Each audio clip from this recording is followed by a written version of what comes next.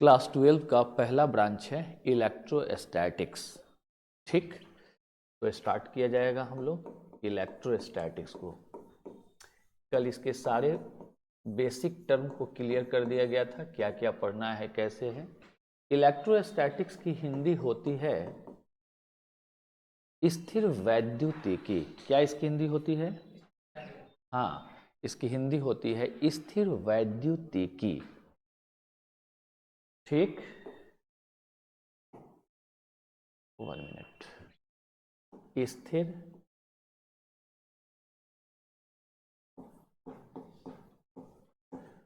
वैद्युतिकी इसकी हिंदी होती है।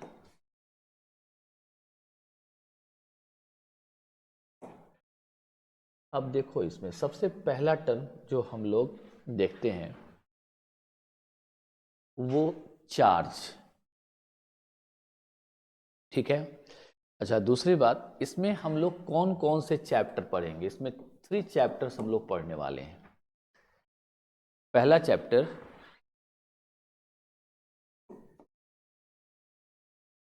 Electric,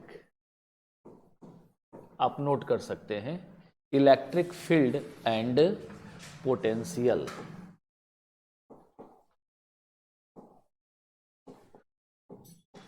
electric field and potential. ठीक है, ये फर्स्ट चैप्टर हो गया। इसकी हिंदी होती है विद्युत क्षेत्र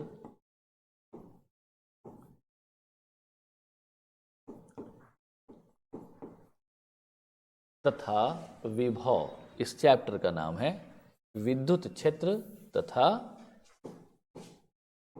विद्युत विभव, यानी विभव। विभव यहाँ जो भी कुछ पढ़ना है सब विद्युत ही पढ़ना है, विद्युत विभव। आप यहाँ इलेक्ट्रिक पोटेंशियल भी लिख सकते हैं, जैसे यहाँ पर ई डॉट डाल दीजिएगा, इलेक्ट्रिक पोटेंशियल लिख सकते हो। इलेक्ट्रिक फील्ड एंड, जो भी पढ़ेंगे इलेक्ट्रिक ही पढ़ेंगे, उसमें लिखे या ना लिखे। Electric field and electric potential, विद्युत क्षेत्र तथा विद्युत विभव। चैप्टर नंबर 2 है, दूसरा चैप्टर है Gauss's law. Gauss's law, Gauss का नियम।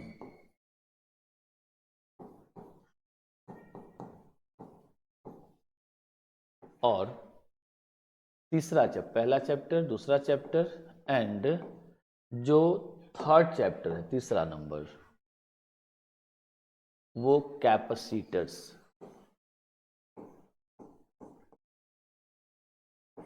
हम इसको हिंदी में संधारित्र बोलते हैं, कैपेसिटर्स यानी संधारित्र।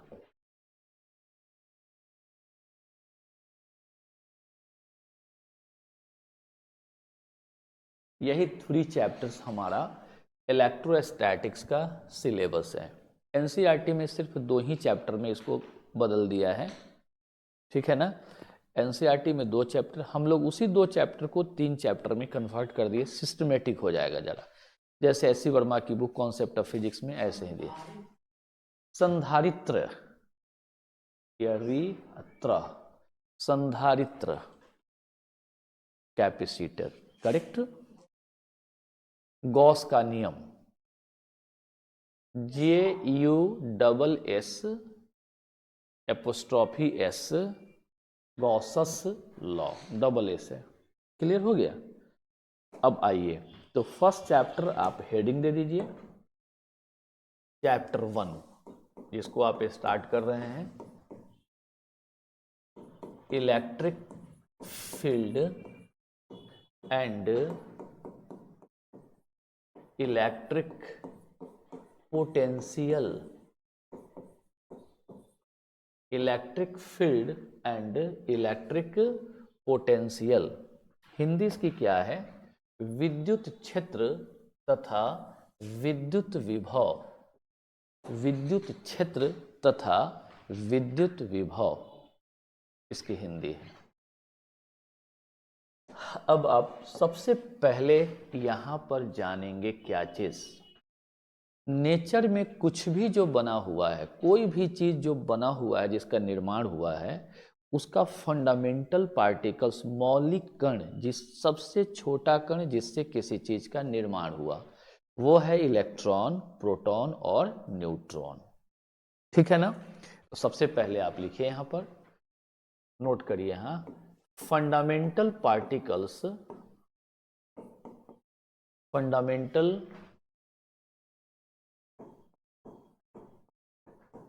पार्टिकल्स ऑफ एनी बॉडी, किसी भी पिंड का,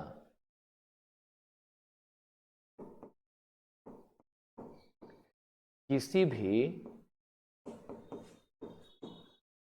पिंड के मौलिक कण, मौलिक कण, वह कौन कौन से हैं?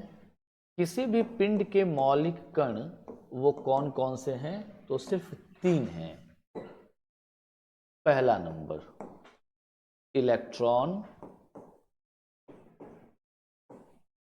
Number 2 proton and number 3 neutron. Electron, proton और न्यूट्रॉन। क्लियर? ये फंडामेंटल पार्टिकल्स है। Clear?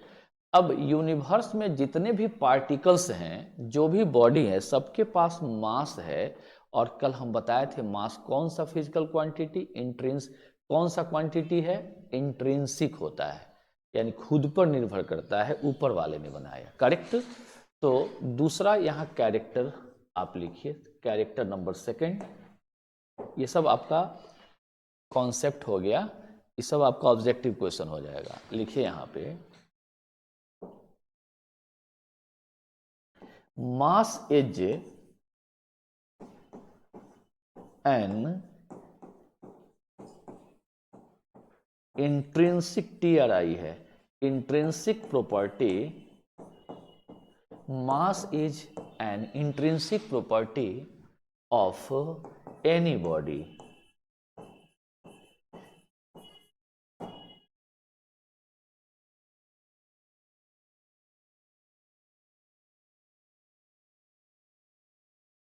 Mass is an intrinsic property of any body. द्रव्यमान, हिंदी लिखता है तो लिख जाओ, द्रव्यमान किसी भी कण का निज गुण होता है, निज स्वभाव होता है। क्लियर हो गया? अब यहां पर आ जाओ, नेक्स्ट। अब हम चार्ज को डिफाइन कर सकते हैं। हेडिंग दे दीजिए, चार्ज। चार्ज को डिफाइन कोई नहीं कर सकता है, क्योंकि चार्ज एक अनुभव है, चार्ज एक प्रोसेस है, चार्ज एक काम करने की एनर्जी है, चार्ज एक सोच है, एक गुण है। समझ गए? आइए, तो चार्ज फिर भी हम लोग उसके बारे में जानेंगे। चार्ज जिसको बोलते हैं हिंदी में आवेश।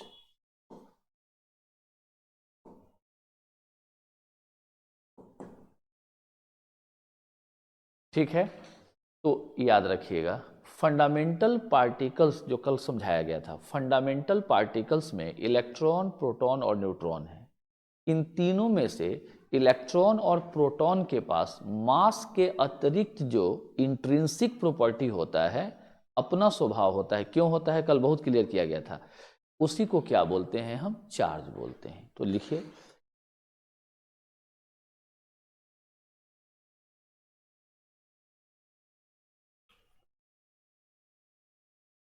लिखो, charge is an intrinsic property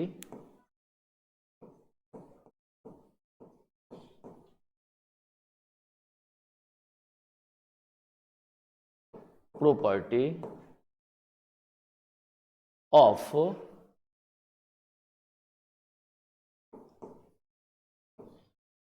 electron and proton in addition to their masses. In addition to का अर्थ क्या होता है? के अतिरिक्त। इन एडिशन, अरे एडिशन में एक डी छूट गया। In addition to their masses. Clear हो गया? इन एडिशन टू बेटा एक फ्रेज है, इसका अर्थ होता है के अतिरिक्त।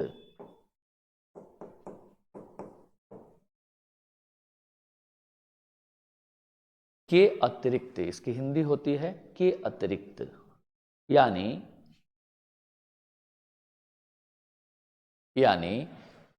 लिख जाइए हिंदी जिसको लिखना है। यानी इलेक्ट्रॉन और प्रोटॉन के पास द्रव्यमान के अतिरिक्त जो निज गुण होता है, हम उसे आवेश कहते हैं। क्लियर हो गया? अब ये जो आवेश होता है, यह आवेश, इसका सबसे पहले हम लोग एसआई यूनिट देखेंगे। इसका एसआई यूनिट कूलम्ब होता है। कूलम्ब का स्पेलिंग एकदम क्लियर लिख दे रहे हैं, इसको सी से डिनोट कर लेते हैं। क्लियर? कूलम्ब क्या होता है? एसआई यूनिट होता है। चार्ज का डायमेंशनल फॉर्मूला, चार्ज यानी आवेश, इसका विमीय सूत्र क्या होता है? I into T. कहाँ पढ़े थे? सब 11th पढ़ा हुआ है, वैसे भी जानते हैं आप, 10th में पढ़े थे। धारा बराबर Q बाई टी, तो Q आवेश है तो Q बराबर I इंटू टी। अब आप इसका डायमेंशनल फॉर्मूला, तो I क्या होता है? फंडामेंटल क्वांटिटीज में से एक इलेक्ट्रिक करंट होता है, जिसका कैपिटल I या कैपिटल A लिखते हैं। तो कैपिटल I टाइम के लिए T लिखते हैं, या इसको कैपिटल A इंटू टी भी लिख सकते हैं।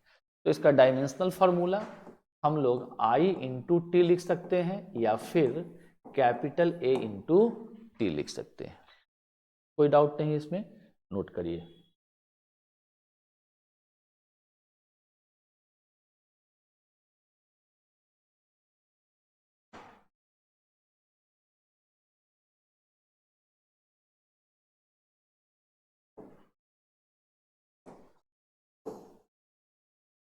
हो गया? अब देखो यहां कुछ अदर यूनिट चार्ज के, अदर यूनिट्स ऑफ चार्ज, यानी कुछ अन्य मात्रक जो आपको हमेशा काम आएगा, उसको जरा ध्यान से देखिएगा। पहले एकदम अच्छा से देखिएगा। अन्य मात्रक, आवेश के अन्य मात्रक, जैसे देखो इलेक्ट्रो ESU, ऐसे लिखते हैं ESU। इसका नाम होता है इलेक्ट्रोस्टैटिक यूनिट। इलेक्ट्रोस्टैटिक एक ही वर्ड है, याद रखिएगा, unit ESU, electrostatic unit, correct? ESU। दूसरा फैराडे,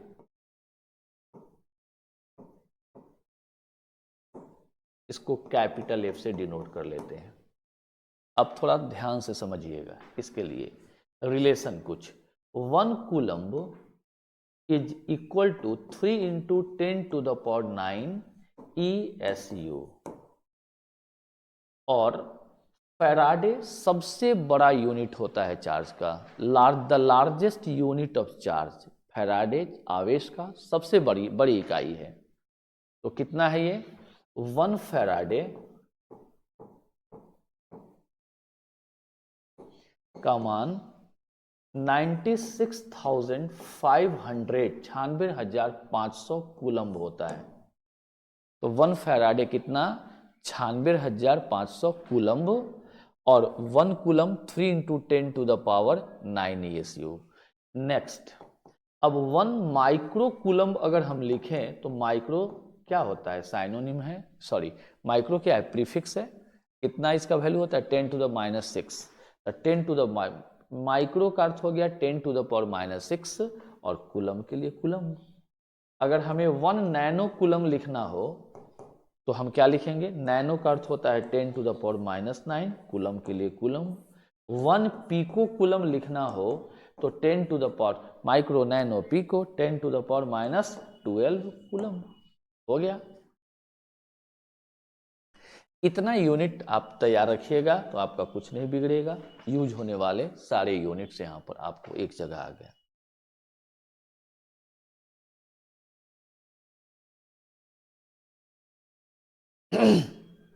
नोट करिए सब लोग।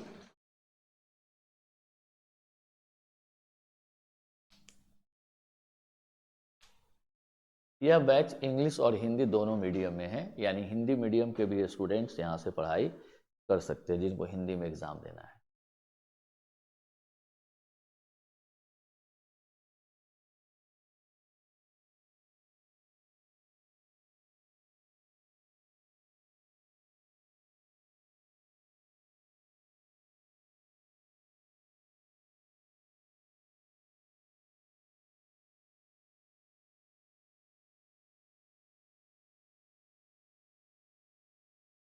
स्पष्ट है?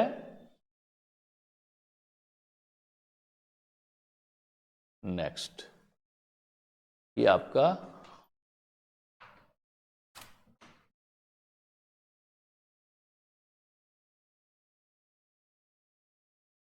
क्लियर हो गया। अब चार्ज के प्रॉपर्टीज को हम लोग देखेंगे बेटा, चार्ज के प्रॉपर्टीज को। तो हेडिंग दे दीजिए, कुछ छूटा क्या, लिखो properties of charge.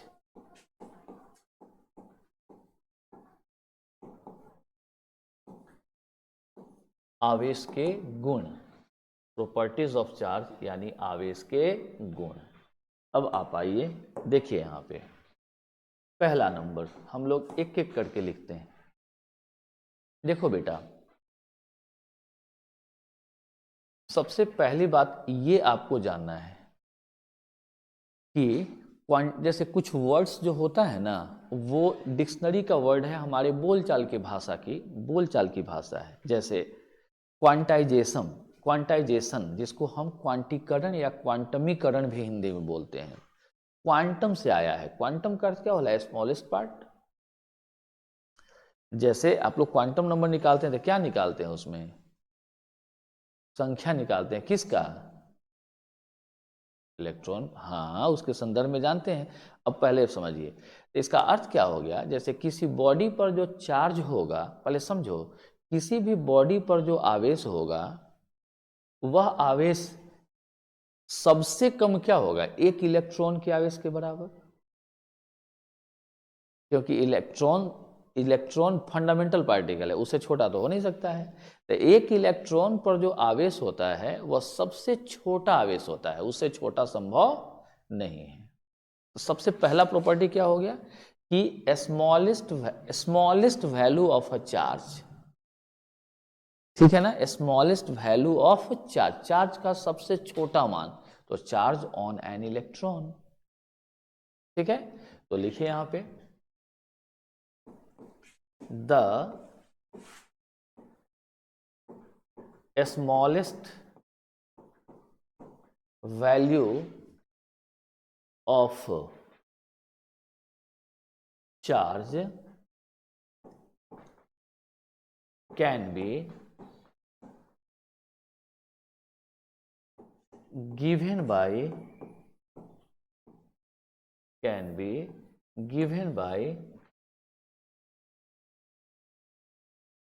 the value of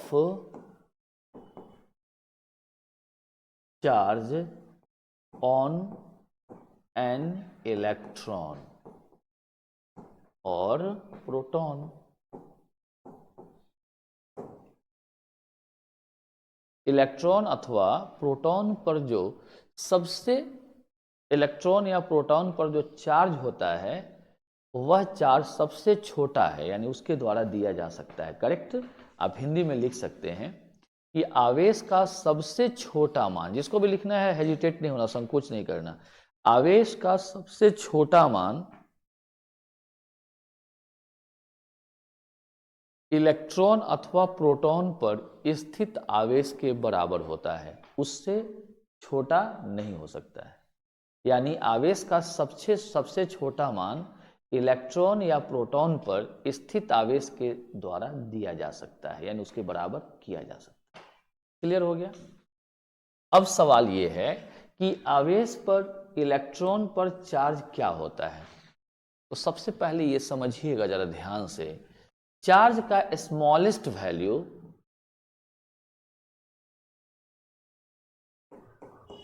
the smallest value of charge. अब आप ही बताइए, चार्ज का स्मॉलेस्ट वैल्यू, सबसे छोटा मान क्या होगा? तो चार्ज ऑन एन इलेक्ट्रॉन, और इलेक्ट्रॉन पर जो चार्ज होता है उसका मैग्नीट्यूड, या प्रोटॉन पर चार्ज उसका मैग्नीट्यूड 1.6 इंटू 10⁻⁻19 कूलम होता है। ध्यान देना है। और हम इसको स्मॉल ई से डिनोट करते हैं, इसका संकेत है, ध्यान दीजिएगा। यह ई टी क्या है, इस सब का मान नहीं है। जैसे इस मान को हम स्मॉल ई बोलते हैं। स्मॉल ई का अर्थ हो गया 1.6 इंटू 10⁻⁻19 कूलम। कोई डाउट नहीं? नोट करो लाइन, पेज चेंज किया जाएगा। तो स्मॉलेस्ट वैल्यू ऑफ चार्ज को हम किससे डिनोट करेंगे? स्मॉल ई से। इससे छोटा चार्ज नहीं संभव है। अब इसके लिए आपको नहीं पढ़ना है, हायर क्लास में पढ़ना है। जैसे क्वार्क में एपियर होता है फ्रैक्शन में चार्ज, E/3 to E/3 ऐसे एपियर होता है, लेकिन वो इतना कम टाइम के लिए एपियर होता है कि हम उसको इग्नोर कर देते हैं और आपको उसके रीच से बाहर रखा गया है। ठीक है ना? वो वैज्ञानिकों के लिए बना हुआ क्वांटम मैकेनिक्स है, वो आपको पढ़ना ही नहीं। क्लियर हो गया? तो स्मॉलेस्ट वैल्यू ऑफ चार्ज कितना हो गया बेटा? 1.6 इंटू 10⁻⁻19 कूलम। और इसका मान क्या लिखेंगे? स्मॉल ई। स्मॉल इसको इलेक्ट्रॉन प्रोटॉन नहीं मानिएगा, ये इसका वैल्यू हम यहाँ पर कुछ नहीं लिखे इलेक्ट्रॉन। सबसे छोटा वैल्यू चार्ज का यही होता है। सबसे छोटा वैल्यू किसके पास होता है? इलेक्ट्रॉन या प्रोटॉन के पास। तो इलेक्ट्रॉन के पास और प्रोटॉन के पास यही चार्ज हो जाता है। क्लियर है? तो यहाँ पर हम लोग थोड़ा सा आगे बढ़ते हैं। कितना नंबर पर आए? 2 के बाद तीसरा नंबर पे आते हैं। नंबर 3 लिखो।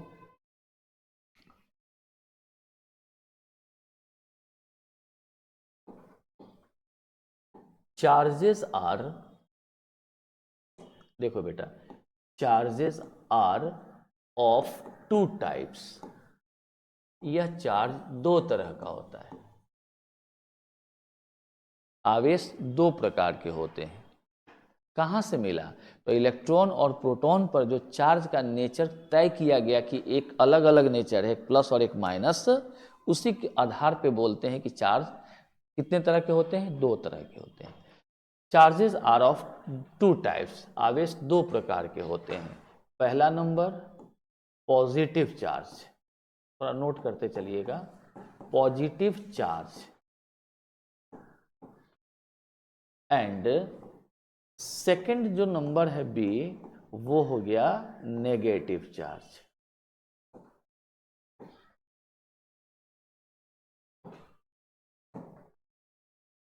अब अगला टर्म है नंबर 4।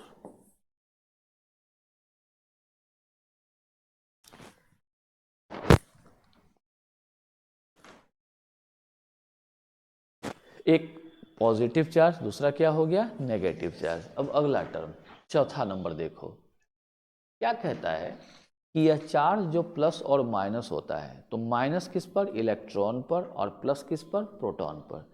तो सिंबल कैसे बनाते हैं? जैसे यहां देखो, चार्ज ऑन एन इलेक्ट्रॉन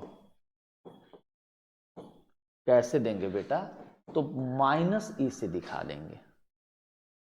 और इसका चूंकि स्मॉलेस्ट वैल्यू इलेक्ट्रॉन के पास ही होता है और प्रोटॉन के पास होता है, स्मॉलेस्ट वैल्यू वाला को हम स्मॉल ई से डिनोट किए हैं, इसलिए इलेक्ट्रॉन पर जो चार्ज होगा उसको ई से डिनोट कर देंगे। चूंकि नेगेटिव चार्ज होता है इसलिए माइनस ही डाल दिया। इससे नहीं कि ई फॉर इलेक्ट्रॉन होता है, ऐसा दिमाग में नहीं रखना है। तो ई फॉर प्रोटॉन थोड़ा ही होता है कोई। समझ गए बात? तो ध्यान देना है। ई क्या है? सिंबल है। चार्ज के स्मॉलेस्ट वैल्यू का, ये सबसे छोटा मान को स्मॉल ई से दिखाते हैं। थोड़ा सही सही बात को जानना चाहिए, दिमाग में भ्रांति उन्ति नहीं पालना चाहिए। अब इसका वैल्यू माइनस के लिए माइनस, और ये तो हम जानते हैं 1.6 into 10 to the power -19 coulomb. And charge on a proton, proton पर का आवेश, तो इसको प्लस ई से डिनोट करेंगे, तो इस पर चार्ज क्या होगा प्लस, और ई के लिए 1.6 into 10 to the power -19 coulomb. तो ये क्या हो गया, आप समझे, दोनों अलग अलग बातें हैं। स्मॉलेस्ट वैल्यू ऑफ चार्ज, समझ गए ना, और charge on an electron, smallest value of charge का कितना होता है 1.6 इंटू 10 टू द पावर, इससे छोटा चार्ज मिलता ही नहीं है। और सबसे छोटा चार्ज किस पर होता है, इलेक्ट्रॉन पर या प्रोटॉन पर, न्यूट्रॉन पर तो होता नहीं है, इसलिए बोला गया इसका चार्ज इतना होता है। समझ गए ना, मान निकाला गया और इसको इसके साथ पैच कर दिया गया। तो हमें लगता है कि ये बात आपको समझ में आ गई है, नोट कर लिया आप लोग। अब नेक्स्ट नंबर, कितना नंबर था ये, 4 तक था ना, ये 5 होगा ना अभी, अच्छा 5 हो गया है, अरे 4 ही ना हुआ है जी, यहाँ 5 हुआ है, गलत नंबर नहीं दिला बेटा। नंबर 5 देखो, नंबर 5 देखो पहले, लाइक चार्जेज एक दूसरे को रिपेल करते हैं, यानी लाइक चार्जेज एक दूसरे को रिपेल करते हैं। बेटा ऐसे ना बोलकर ऐसे बोले हम कि लाइक चार्ज्ड पार्टिकल्स, ठीक है ना, यानी हम चार्जेस का बोलेंगे, चार्जेस ना, तो आप मतलब रखिएगा चार्ज पर, चार्ज तो नेचर होता है ना, और किस पर होगा, किसी पार्टिकल पर होगा। तो हम लोग थोड़ा इसको ऐसे लिख सकते हैं, लिखिए लाइक चार्जेस, लाइक चार्जेस मतलब एक जैसा समान प्रकृति का, लाइक चार्जेस या the charges of same nature, ऐसे लिखो सब, the two charges, the two charges, यहां पे ब्रैकेट में जरूर डालना, दैट इज चार्ज्ड पार्टिकल्स की बात की जा रही है, चार्ज्ड पार्टिकल्स। तो क्या लिखें, the two charges of same nature, the two charges of same nature repel each other, repel each other, समान प्रकृति के दो आवेशित कण एक दूसरे को प्रतिकर्षित करते हैं, एक दूसरे को अलग अलग करते हैं। जैसे यहाँ पे अब ये माइनस ई यानी इलेक्ट्रॉन पर का चार्ज है, और ये माइनस ही इलेक्ट्रॉन पर का चार्ज है, तो दोनों इलेक्ट्रॉन एक दूसरे को रिपेल करते हैं। दूसरा नंबर यहाँ पर, ये प्लस ई प्रोटॉन पर का चार्ज है और प्लस ई प्रोटॉन पर का चार्ज है, यानी दो प्रोटॉन्स यानी दो चार्ज पार्टिकल्स,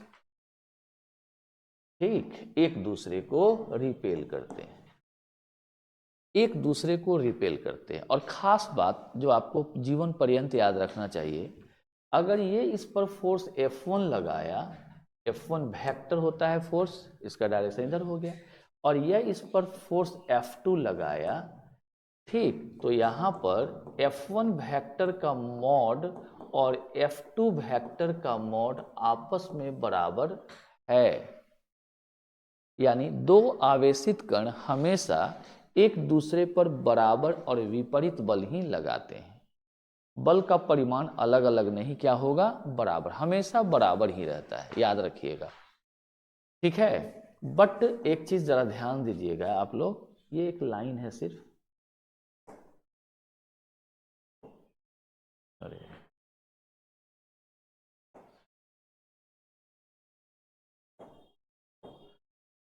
रुको एक मिनट, बट देखना सबिता, F1 वेक्टर और यह F2 वेक्टर आपस में बराबर नहीं है। दोनों सदिश इसलिए बराबर नहीं है क्योंकि परिमाण इनका मैग्नीट्यूड तो बराबर है, परिमाण तो बराबर है, लेकिन दिशाएं अलग अलग हैं। एक लेफ्ट वार्ड, दूसरा राइट वार्ड, तो डायरेक्शन अलग अलग, तो वेक्टर्स अलग अलग हो गए, लेकिन दोनों के मैग्नीट्यूड आपस में इक्वल होते हैं। कोई डाउट नहीं, चाहे इनके साथ हो या इनके साथ हो। क्लियर? नेक्स्ट फिगर बन गया, नोट हो गया। Next number 6, two charges that the two charges लिखना, द टू चार्जेस ब्रैकेट में डालो, दैट इज चार्ज्ड पार्टिकल्स की बात की जा रही है, चार्ज्ड पार्टिकल्स। तो यहां पर हमारा कॉन्सेप्ट आया कि the two charges of opposite natures, यानी विपरीत प्रकृति वाले, of opposite nature attract each other, attract each other, attract each other.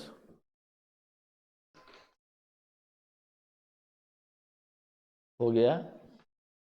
विपरीत प्रकृति के दो आवेश एक दूसरे को आकर्षित करते हैं, जैसे इसका ए, एक ही इसका एग्जाम्पल बेटर है, बात दोनों अलग बनाया जाएगा, बात एक ही है।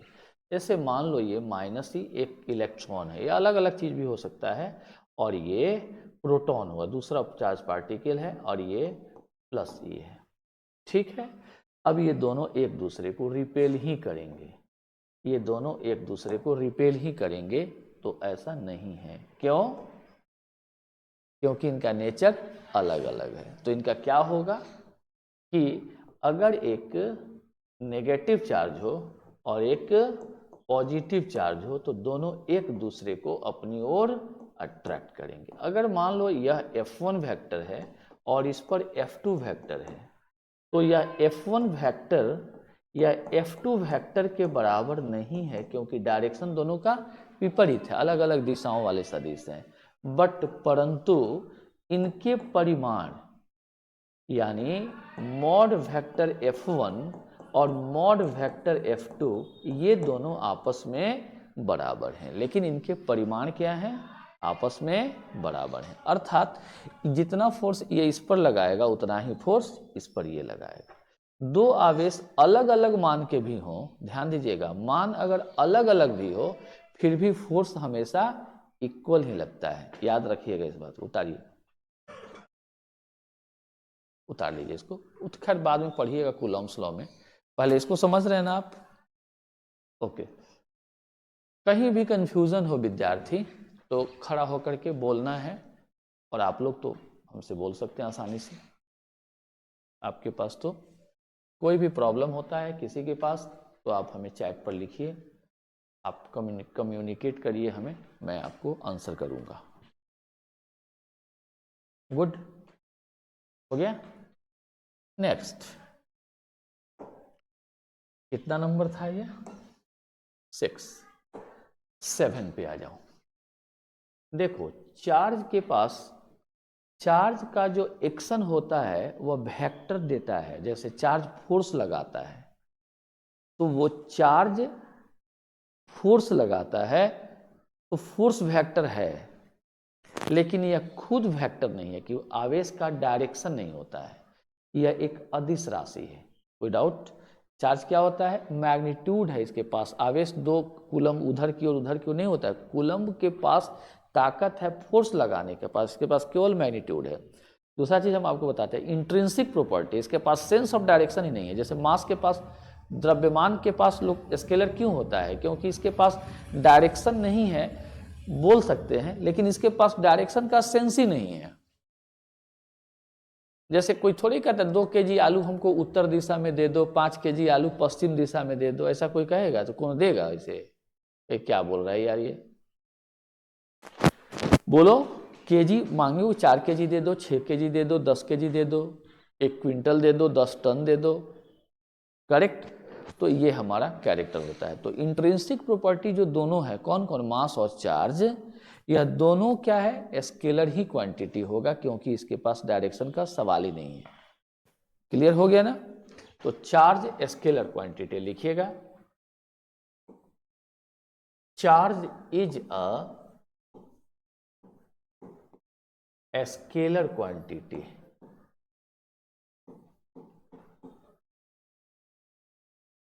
and so it has no direction.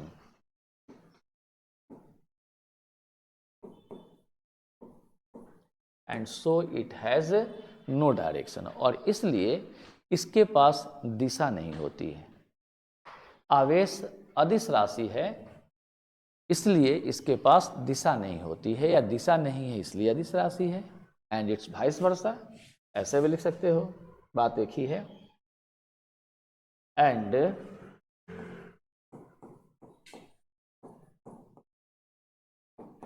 यानी इसका विपरीत भी, इसका वाइस वर्सा का अर्थ हो गया इसका विपरीत, मतलब डायरेक्शन नहीं है तो स्केलर है, स्केलर है तो डायरेक्शन नहीं है। सिर्फ इसके पास मैग्नीट्यूड है, हम इसका मैग्नीट्यूड ही सिर्फ एक्सप्लेन करते हैं, परिमाण है इसके पास, कोई डाउट नहीं होना चाहिए। नेक्स्ट, बोलो बोलो बोलो। विपरीत हो गया, माने क्रम उलट दो, इसका विपरीत भी सत्य है, कन्वर्स। आओ 7 8 अब आती है क्वांटम का अर्थ क्या होता है, स्मॉलेस्ट पार्ट, ठीक है ना, जो इंटीजर में हो। जैसे अब तुम देखो, जैसे इलेक्ट्रॉन, हम आधा इलेक्ट्रॉन, 1.5 इलेक्ट्रॉन, 2 इलेक्ट्रॉन, 3 इलेक्ट्रॉन नहीं करते, इलेक्ट्रॉन को ब्रेक नहीं कर सकते हैं। अब कोई बॉडी चार्ज कैसे होता है, कोई बॉडी आवेशित कैसे होता है, तो बॉडी को चार्ज करने का बहुत तरीका होता है, समझ गए ना? जिसमें से एक बाय रबिंग यानी बाय फ्रिक्शन, यानी फ्रिक्शन से भी बॉडी को चार्ज कर सकते हैं, ठीक है ना? हम लोग देखेंगे कैसे कैसे चार्ज का मेथड बताएंगे हम आपको, पहले छोटा छोटा प्रॉपर्टी समझ आइए। जैसे अगर हम दो बॉडी को रब करते, रब मतलब रगड़ना, ऐसे ऐसे रगड़ते हैं, तो जो वीकली बॉन्डेड होगा, यानी जिसका कोवैलेंट बॉन्ड कमजोर होगा, उसका इलेक्ट्रॉन जल्दी टूटेगा, और टूटेगा तो दूसरे पर जमा होगा। जैसे मान लो एक एग्जाम्पल के तौर पे, यह एक बॉडी है ए और एक दूसरा बॉडी ये है बी। इस बॉडी पर example total number of electrons, total number of electrons इस पर 1000 है। अरे बहुत होगा, लेकिन एग्जाम्पल समझाने के लिए। और टोटल नंबर ऑफ प्रोटॉन्स, पक्का ही बॉडी जब स्टार्टिंग में न्यूट्रल स्टेट में रहता है तो इलेक्ट्रॉन और प्रोटॉन्स उसमें बराबर होते हैं, तभी तो प्रोटॉन का नंबर एटॉमिक नंबर कहलाता है। बॉडी में प्रोटॉन का नंबर क्या होता है, एटॉमिक नंबर कहलाता है। अब यहाँ पर आप थोड़ा केयर करिएगा, दूसरा बॉडी है कौन, दूसरा बॉडी जो ये है, इस पर मान लो नंबर ऑफ इलेक्ट्रॉन 900 है, और ये दूसरा बॉडी, इस पर नंबर ऑफ प्रोटॉन भी तो 900 ही होगा। दोनों न्यूट्रल बॉडीज हैं, ये न्यूट्रल्स हैं। कैसे हैं, न्यूट्रल्स बॉडीज, मतलब ये उदासीन है, इस पर आवेश नहीं है। स्टार्टिंग में जैसे आवेश किसी पर नहीं होता है। आइए आप देखिए, अब इन दोनों को पकड़ के रगड़ दिया गया, इसको, यानी क्या किया गया, इस बॉडी को और फिर इस बॉडी को, इन दोनों को पकड़ करके ऐसे ऐसे ऐसे ऐसे ऐसे ऐसे रगड़ दिया गया। दोनों को रगड़ने के बाद अलग कर दिया गया। मान लो एक बार रगड़ दिया गया, ऐसे ऐसे कांटेक्ट में लाया गया, यानी रगड़ दिया गया, और कुछ समय के बाद फिर क्या किया गया कि इनको अलग और इनको भी अलग कर दिया गया। ये दोनों, ये यहाँ आ गया और ये यहाँ रख दिया गया। ओके, यह ए और बी, ठीक है। इसको आफ्टर रबिंग, ये हो गया विदाउट रबिंग, यह कैरेक्टर हो गया बिना रगड़े। रब मतलब रगड़ना, रबिंग लिखेंगे तो डबल बी कर देंगे, रबिंग, विदाउट रबिंग, बिना रगड़े। और ये रब किया जा रहा है यानी इट इज रबिंग, यानी रब किया जा रहा है या रब रगड़ा जा रहा है। एंड आफ्टर रबिंग, और ये क्या हो गया, रगड़ने के पश्चात यानी आफ्टर रबिंग। अब बेटा मान लो रगड़ा गया तो कोई ना कोई तो इलेक्ट्रॉन छोड़ा, मान लो इलेक्ट्रॉन लॉस किया, रगड़ा तो टूटा इसका इलेक्ट्रॉन, इस पर चला गया। सपोज कि इसमें से 50 इलेक्ट्रॉन टूटा, तो अब इस पर इलेक्ट्रॉन कितना हो गया बताओ, 50 इलेक्ट्रॉन इस पर एक्सेस हो गया, तो नंबर ऑफ इलेक्ट्रॉन कितना 950, और नंबर ऑफ प्रोटॉन कितना 900। अच्छा, प्रोटॉन ब्रेक इसलिए नहीं होता है क्योंकि न्यूक्लियस में होता है और न्यूक्लियर फोर्स उस पर लगता है, सबसे स्ट्रॉन्गेस्ट फोर्स न्यूक्लियर फोर्स होता है, इसलिए प्रोटॉन को ब्रेक नहीं किया। प्रोटॉन को ब्रेक करना है तो न्यूक्लियस फोड़ना होगा, बम फूट जाएगा, न्यूक्लियर बम उसी को बोलते हैं। न्यूक्लियस को तोड़ेंगे तभी तो आपको प्रोटॉन मिलेगा, इसलिए प्रोटॉन ट्रांसफर नहीं होता है। क्लियर? प्रोटॉन के ट्रांसफर करने का डेयर करना विस्फोट विध्वंस करना होता है। क्लियर? ध्यान दीजिएगा। अब ये आपका यह ए बॉडी और यह बी बॉडी, अब इस पर कितना हो गया नंबर ऑफ इलेक्ट्रॉन, इस पर कितना हो गया बेटा, इस पर 950 हो गया, और इस पर कितना नंबर ऑफ प्रोटॉन 1000 का 1000। अब आओ पहले देखो बेटा इस पर कितना टोटल नंबर, टोटल चार्ज कितना था इस पर, नेट चार्ज, क्योंकि संख्या समान है तो क्या होगा, नेट चार्ज -100 ई, इलेक्ट्रॉन पर चार्ज -e होता है, तो 100 इलेक्ट्रॉन पर 1000 ना है, तो 1000 पर -1000 ई, और जोड़ प्रोटॉन पर टोटल जोड़ देंगे +1000 ई, तो टोटल कितना हो गया 0। वैसे ही यहां जोड़ेंगे तो इस पर का टोटल चार्ज कितना हो जाएगा 0।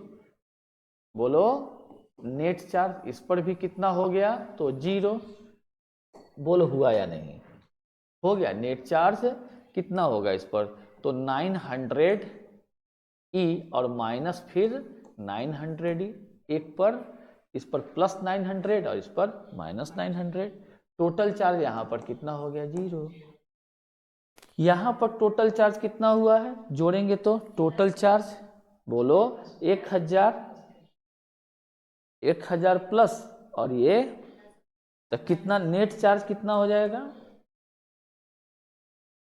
बोलो इस पर नेट चार्ज अब कितना हो जाएगा बेटा +50 ई, यानी 50 गुना 1.6 इंटू 10⁻⁻19 कूलम इस पर आ गया, और इस पर जोड़ेंगे तो क्या हो जाएगा टोटल चार्ज, हाँ क्यों हो जाएगा, जोड़ेंगे तो ये -950 ई अब +900, तो कितना हो जाएगा यह -50 50 है, यह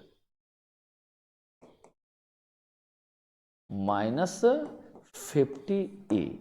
तो इसका अर्थ क्या हो गया, रगड़ने से बॉडी चार्ज हो गया, जो बॉडी अनचार्ज्ड थे दोनों, हमारा रगड़ने के पश्चात ये दोनों आवेशित हो गए, चार्ज्ड हो गए। अब आइए आप समझिएगा जरा सा, यहाँ से जो इलेक्ट्रॉन ट्रांसफर हुआ होगा रगड़ने में, 1 इलेक्ट्रॉन 2 इलेक्ट्रॉन, ऐसा नहीं होगा 1.5 3 हुआ होगा। जब भी इलेक्ट्रॉन स्मॉलेस्ट पार्टिकल है, अब उसको तोड़ना संभव नहीं है, तो सबसे छोटा कौन होगा ई। इसका अर्थ क्या हो गया कि इलेक्ट्रॉन जब भी टूटेगा दूसरे पर जाकर जुटेगा, ठीक है ना, तो उस पर जो चार्ज होता है वह ये वाला जो नंबर आएगा ना, वह इंटीजर में होगा, जैसे 50 2 3 4 5 6 नंबर में होगा। यह जहां से टूटेगा जो छोड़ेगा वो पॉजिटिवली चार्ज हो गया, और जितना जूटा वो नेगेटिवली हुआ, लेकिन सेम हुआ, तो हम इसको ±NE लिख सकते हैं। यह n क्या है, नंबर है, लेकिन कैसा नंबर है, इंटीजर है, यानी इंटीग्रल मल्टीपल है, पॉजिटिव इंटीजर होगा वो, 0 1 2 3 4 5 6 7 8 9 10 एटसेट्रा ऐसे होगा।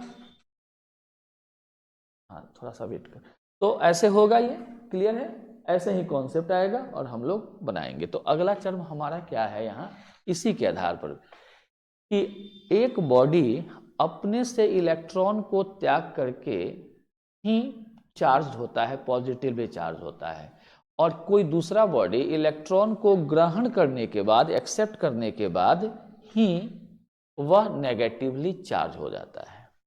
क्लियर है। अब इलेक्ट्रॉन या प्रोटॉन आएगा या किसी बॉडी से जाएगा, वह इंटीजर में ही होगा, और इसी कैरेक्टर को, इस चीज को हम क्वांटाइजेशन बोलते हैं।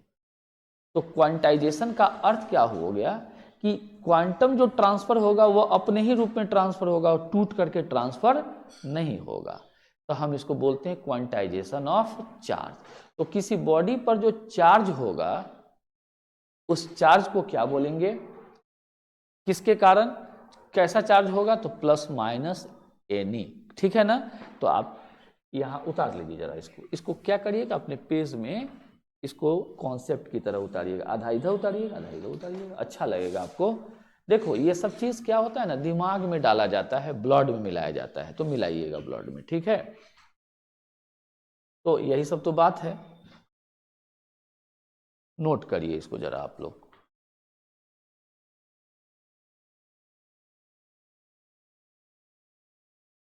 नीचे बैठिए, बहुत थोड़ा टाइम लगेगा। Yes yes.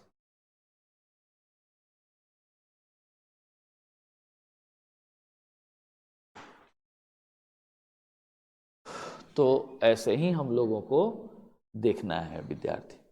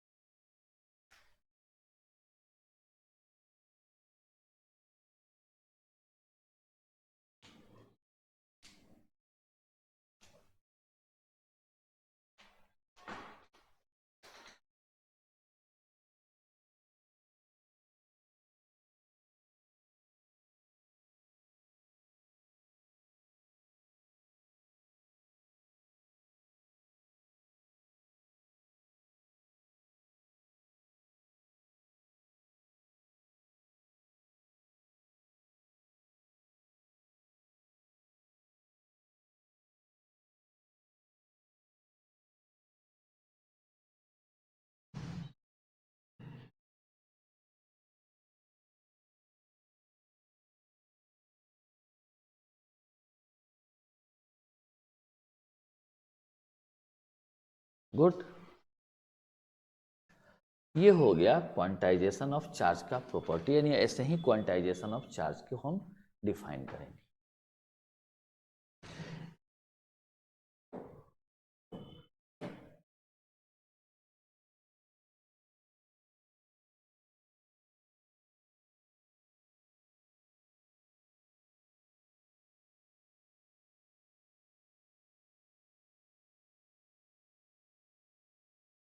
हो गया डन। नेक्स्ट, अब आप 8 नंबर में लिख जाइए क्वांटाइजेशन ऑफ चार्ज।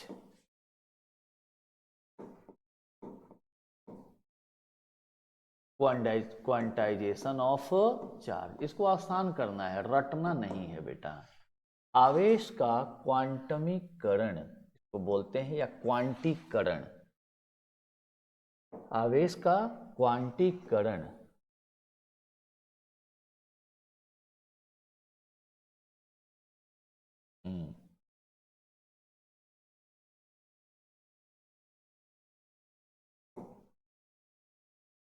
देखो, तो किसी भी बॉडी पे जो चार्ज होता है वह किसके फॉर्म में होता है, इसी को बोलते हैं क्वांटाइजेशन ऑफ चार्ज। कि चार्ज, लिखो बेटा, charge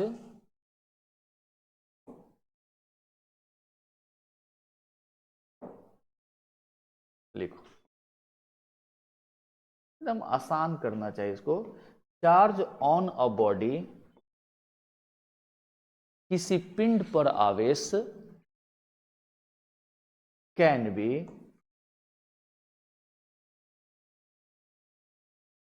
given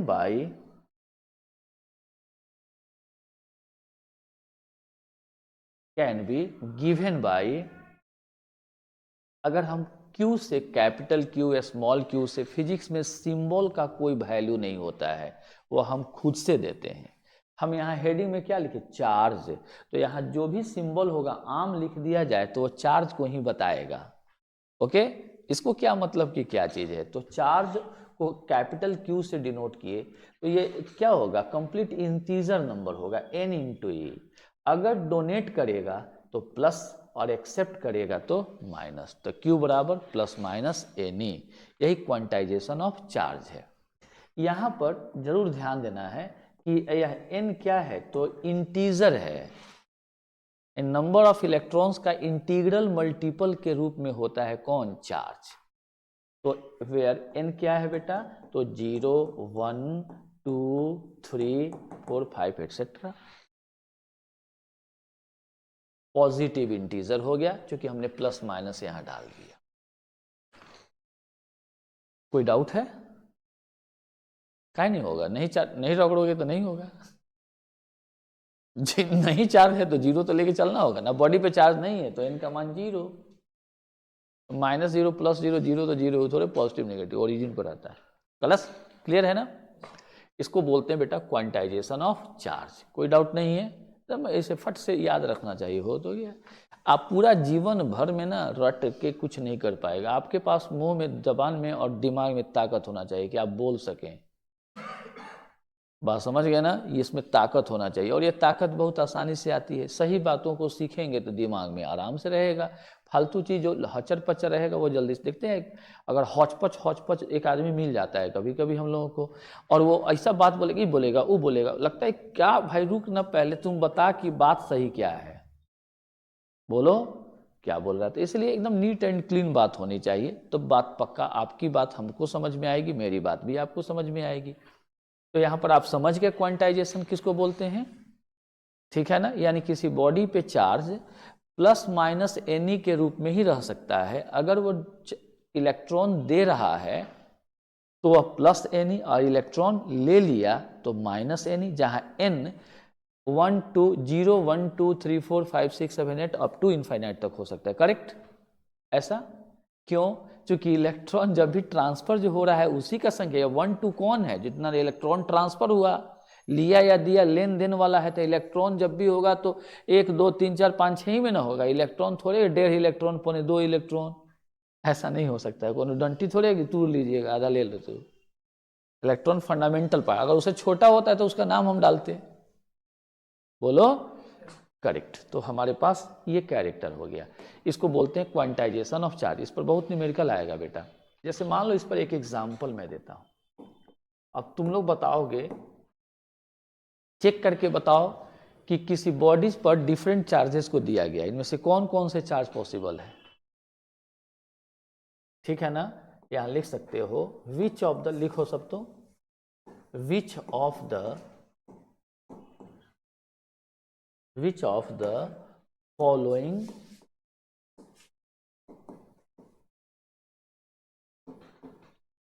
charges, which of the following charges can be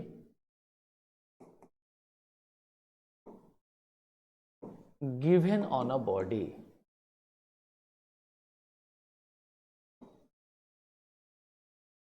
given on a body A में 3.2 into 10 to the power minus 38 coulomb, B 1 into 10 to the power minus 19 coulomb, number C 2.4 into 10 to the power minus 18 coulomb. आप तीन ही बताते हैं, बताइए तो इसमें से इसका सॉल्यूशन आप लोग बताइए। किसी बॉडी पर इनमें से कौन कौन से चार्ज हो सकते हैं?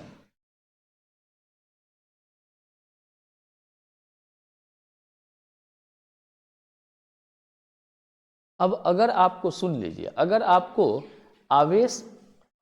आपको आवेश कौन संभव या नहीं निकालना है, तो उसमें निकालना क्या है कि n इंटीजर में अगर आ जाएगा तो वह आवेश संभव है, n अगर फ्रैक्शन में आ गया तो वह आवेश संभव नहीं है, सीधी सी बात है। तो यहाँ पर हम चेक करेंगे कि n इंटीजर में कौन है। तो चूंकि फॉर्मूला क्या होता है, Q बराबर, अब यहाँ पर चूंकि माइनस प्लस नहीं दिया तो सीधा मैग्नीट्यूड ले लेते हैं, प्लस केवल एन, विदाउट आप ले सकते हैं इसे। तो यहाँ से देयरफॉर आप यहाँ से n निकालिए, तो n क्या हो जाएगा, Q बाई ई, डालिए यहाँ पहला नंबर में, यही ना होगा। अब a को चेक करिए पहले, तो a के लिए नंबर कितना आएगा, Q बराबर Q बाई ई, जहाँ e इलेक्ट्रॉन पर का चार्ज है, 3.2 into 10 to the power minus 38 और divided by 1.6 into 10 to the power minus 19। ये कट के तो 2 बार हो गया, हड़बड़ाना नहीं है कि ये कट गया। ये कितना हो गया, 10 का पावर कितना, माइनस 19। अब 2 और बटा ये कितना हो गया बेटा, 2 बटा 10 का पावर 19, माइनस नीचे चल गया, हो गया। अब तुम ही बताओ, यह n का वैल्यू क्या होगा, 1 से बहुत छोटा होगा। तुम लोग को लग रहा होगा कि यू हो जाएगा, ये बोली भी है कि सर वो हो गया, इसलिए हम दिए हैं कि अब आप बताइए n का वैल्यू यहाँ 1 0 है तो नहीं होगा, 0 से 1 के बीच में हो ही सकता है, नहीं नंबर पॉसिबल ही नहीं है। तो 1 बटा 2 10 का पावर 19 आया, तो ये कितना हो गया बेटा, 2 गुना, ये चार्ज का मान नहीं ना है, ये तो संख्या ना है इलेक्ट्रॉन का। तो बताइए इतना इलेक्ट्रॉन, यानी इसको हम ऐसे करें कि 2 बटा 1 1 2 3, तुम ही जरा बताओ ये कितना हो गया, 3 हो गया, 3 2 5 6 7 8 9 10 11 12 13 14 15 16 17 18 19। बताइए क्या हो गया, ये क्या हुआ, 0.0000। यह एक, अब इलेक्ट्रॉन कहीं इतना नंबर में हो सकता है, जो फ्रैक्शन हो गया, इसलिए पॉसिबल नहीं है। इसलिए ध्यान दीजिए, केवल पहला कट गया तो नहीं कहे, पूरा नंबर निकालिएगा, जो n अगर इंटीजर में आया तो आंसर है, अदरवाइज नहीं। तो यहाँ पर क्या होगा, ए वाला क्या होगा, नो, यानी ये पॉसिबल नहीं है। क्यों पॉसिबल नहीं है, इंटीजर नहीं है, इंटीजर नहीं है, इंटीजर आना चाहिए, आप समझ गए ना, इंटीजर नहीं है। तो अब आप बताइए, बी तो आएगा नहीं, क्योंकि 1.6 into 10 to the power minus 19 coulomb होता है, आएगा नहीं आएगा। सी सवाल ही नहीं है, बोलिए आएगा, हो ही नहीं सकता है, काटिए, जैसे अब बी निकालिए, देख लेते हैं। बी क्यू कितना, 10 का पावर माइनस 19 और बटा 1.6 into 10 to the power minus 19, ये कट जाएगा बेटा, और ये कितना हो गया, तो 0.625, इंटीजर नहीं है। अब सी को देख लो, आ जाओ, कोई बात नहीं, देख लेने में क्या बुराई है। तो कितना हो जाएगा, 2.4, देख लो, 10 का पावर माइनस 18 बटा 1.6 into 10 to the power minus 19। अब यहाँ देखो, रुक जाओ, इसको क्या करोगे, 1 बाई, मैंने इसको काटोगे तो कितना आएगा, ये इसको पॉइंट को हटा दो, 8 3 24 दूना 16, कितना हो गया यह 1.5, और ई कितना बच गया, 10 का पावर माइनस 1, ऊपर गया 15। देखने में लग रहा है कि नहीं होगा, यही है, अब समझ गए बात। हाँ, तो आपको क्या करना है विद्यार्थी, कि सबको कैंसिल करके और पूरा n निकालना है, इधर उधर फटाफट काम नहीं करना है, ठीक। यही जीतने और हारने के बीच का फर्क होता है। जीतने वाला क्या करता है, हर काम को पूरा करता है और हारने वाला गेस लगा लेता है। ठीक, अरे तो हो गया, हो तो गया। अपने को जबरदस्ती, जीनियस लोग चांस नहीं छोड़ता है, और जो जीनियस बनने का नाटक करते हैं वो चांस ले लेते हैं। तो आप थोड़ा सा ध्यान दीजिएगा, ठीक है ना। जो चांस का मतलब दूसरा होता है। तो हमारे पास ये क्या हो गया, क्वांटाइजेशन ऑफ चार्ज। एक चीज यहां से और निकल के आ रही है बेटा, जैसे ये दो बॉडी, आइसोलेट का अर्थ होता है अलग थलग। कैसे कोई बोलता है, जैसे किसी घर में 4 बच्चे हैं, 5 बच्चे हैं, 6 बच्चे हैं, एक बच्चा क्या करता है, परिवार छोड़ करके निकल जाता है, वो अपना परिवार आता है, मतलब नहीं रखता है, यानी आइसोलेट हो गया, वो अलग हो गया। तो कोई भी चीज किसी दो बॉडी का समूह को, आइसोलेट मतलब पृथक, अलग हो जाना। तो अगर हम ये आइसोलेटेड सिस्टम मतलब ये पृथक निकाय मान ले, इसको दोनों को मिला करके एक सिस्टम मान ले, तो इस दोनों का ही, अलग अलग नहीं बेटा, इस दोनों का कुल आवेश कितना है, 0 + 0। और रगड़ने के बाद भी ये दोनों तो एक निकाय है, तो दोनों का कुल आवेश क्या है, फिर 0 ± 0। इसका अर्थ क्या हुआ कि अगर एक सिस्टम आइसोलेटेड हो, अलग हो, जैसे जितना बॉडी पहले लिए रगड़ने के पहले, उतना ही बॉडी रगड़ने के बाद देखें तो उस पर का टोटल चार्ज, यानी पूरे सिस्टम का टोटल चार्ज 0 नहीं ना, जरूरी नहीं कि 0 है बेटा। अब हम यहाँ न्यूट्रल लेके रगड़े तब ना 0 था, नहीं, हम बताते हैं। यानी पहले इसका देखो तो दोनों का टोटल चार्ज क्या है, आपस में बराबर है। इसको क्या बोलेंगे, जब प्रारंभिक मान और अंतिम मान आपस में बराबर होते हैं तो हम उसको कंजर्वेशन बोलते हैं, संरक्षण बोलते हैं, नियत मान बोलते हैं।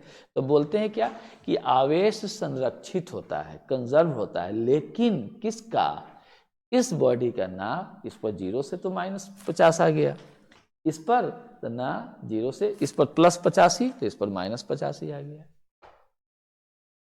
लेकिन दोनों का तो हाँ, यानी आइसोलेटेड सिस्टम का टोटल एनर्जी कंजर्व होता है। It is the principle of conservation of charge. तो आपसे पूछेगा what is the principle of conservation of charge, तो आप बोलिएगा कि इट इज, सबसे पहला ऐसा लिखना चाहिए ना कि एग्जामिनर खुश हो जाए देख करके। जैसे हम आपको बताते हैं अच्छा से पढ़ाने पर, अभी परसों एकदम एग्जैक्ट डेट पर, परसों एडीबी ब्रांच गए थे हम, ADB branch, agricultural development branch, वहाँ गए और हमको स्टेटमेंट लेना था अकाउंट का। तो जिसके पास गए स्टेटमेंट के लिए दिए, तो हम उसको देख करके थोड़ा सा मुस्कुराए। एक लड़की थी, तो हम मुस्कुराए, अपने में मुस्कुराए। तो एक आदमी बगल वाला देख करके, मैंने प्रतिक्रिया, मेरी बेटी जैसे थी, तो देख करके प्रतिक्रिया, मतलब वो देख रहे थे क्यों मुस्कुरा रहा है। तब तक हम उसके बाद में वो काम में व्यस्त थी, वो हमको नहीं देखी, हमको पता नहीं था कि यहाँ पर वो पोस्टेड है या उसको जॉब हो गया, क्योंकि वो एकदम इंजीनियरिंग की एस्पिरेंट थी वो, लेकिन तो कुछ पारिवारिक उलझन होगा जिसके कारण वो नहीं गई होगी। अब क्या है बेटा कि हम हट गए थोड़ा सा, लेकिन उसका तुरंत नज़र पड़ा, बस फट से खड़ी हो गई, पूरा मुस्कुराती। उसकी एक बगल वाली जो थी और उसका जो दोस्त थी, जो वर्कर ही थी, बैंक में काम कर रही थी, आके पूछी कौन है, तुम इतना खुश हो गई हो। वहाँ सब लोग हंसने लगा, तुम इतनी खुश हो गई हो, तो बोली मेरे सर हैं। समझ रहे हो, हम चुपचाप बैठ के सारा काम करके दे दी। कहने का अर्थ है बेटा, नहीं होता है खुश होना, तो खुश होने के पीछे का कारण जबरदस्ती नहीं, वैसी खुशी जबरदस्ती नहीं आ सकती है। भीतर वाली खुशी जबरदस्ती गुदगुदा के हंसवा दीजिए किसी को, तो हंस नहीं लिया। आप अंदर, उसके अंदर क्या डाले हुए हैं, अगर अच्छा चीज डाले हुए हैं तो उसको तो खुशी मिलेगी देख करके, यस और नो। तो हम आपको बताएं, आगे बढ़ाएं।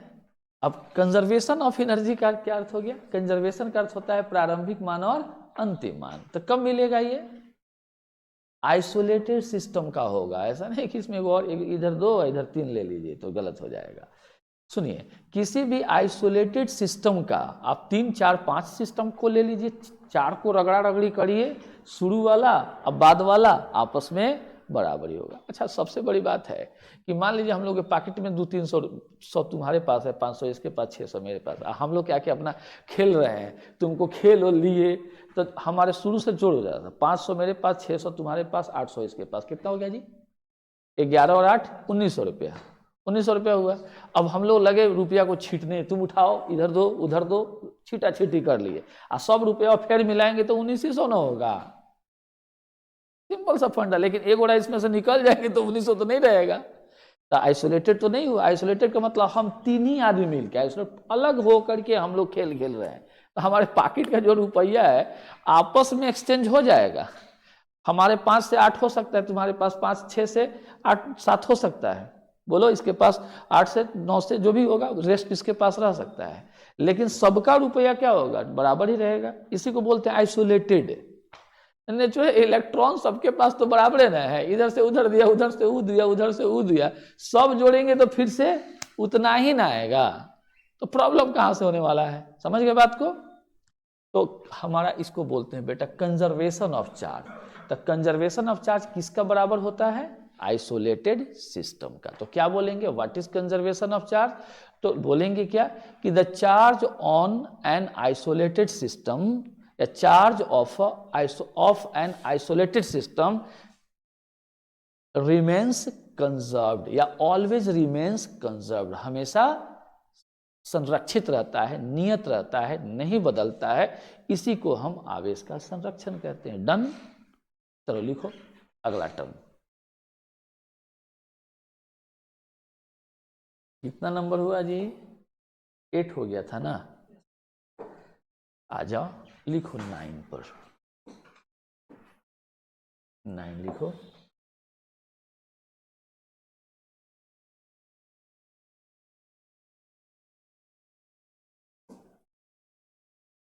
The charge of an isolated system, the charge of an isolated system is always conserved, that is constant, full stop. This principle is called conservation of charge.